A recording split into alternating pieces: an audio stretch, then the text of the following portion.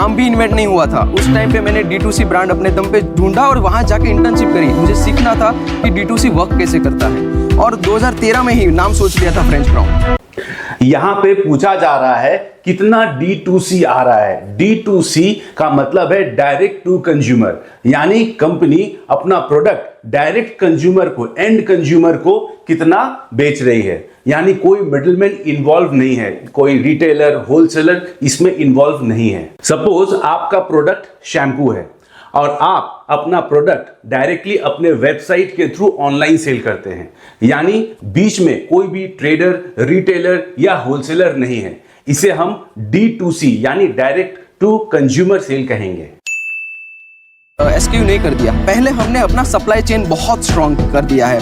आज भी हम हमारे सप्लाई चेन में हर महीने में 5 से 7 लाख रुपए सिर्फ सप्लाई चेन में डालते हैं कि सिस्टम स्ट्रॉन्ग हो, क्योंकि सिस्टम। आप मेड टू ऑर्डर करते हैं कि बना के रखते हैं स्टाइल्स?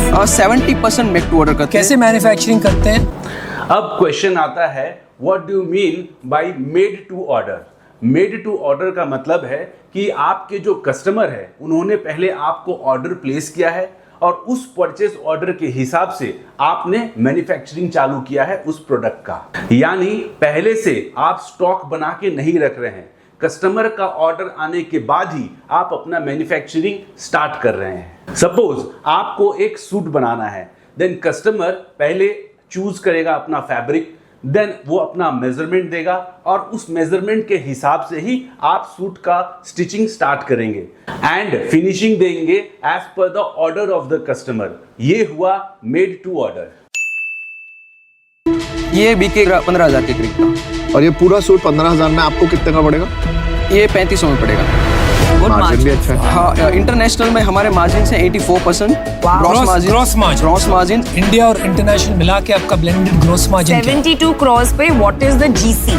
70% पे आ जाए। 70% पे आएगा। और नेट प्रॉफिट कितना है आपका? 20%। यहां पे सवाल है, what is gross profit and what is net profit? किसी भी बिजनेस का ग्रॉस प्रॉफिट होता है sales minus direct cost of producing the goods और direct cost of purchasing the goods. आइए एक फॉर्मूला के द्वारा इसे समझते हैं। Gross profit is equals to net sales minus cost of goods sold. Cost of goods sold क्या हुआ?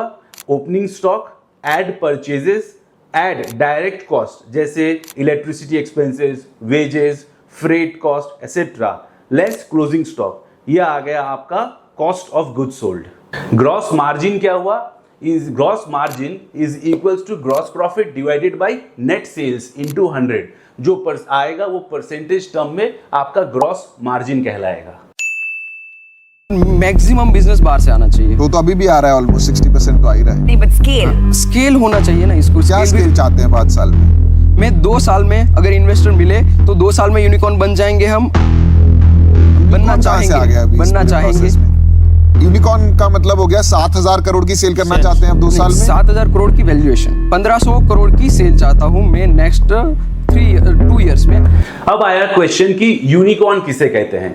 अ business which is rare and highly successful startup जिसका वैल्यूएशन $1 बिलियन से ज्यादा है, उसे हम यूनिकॉर्न कहते हैं। सपोज आज का डॉलर का रेट है 85, देन यूनिकॉर्न बिजनेस का मतलब हुआ जिसका वैल्यूएशन 8,500 करोड़ रुपए से ज्यादा है, उसे हम यूनिकॉर्न कहते हैं।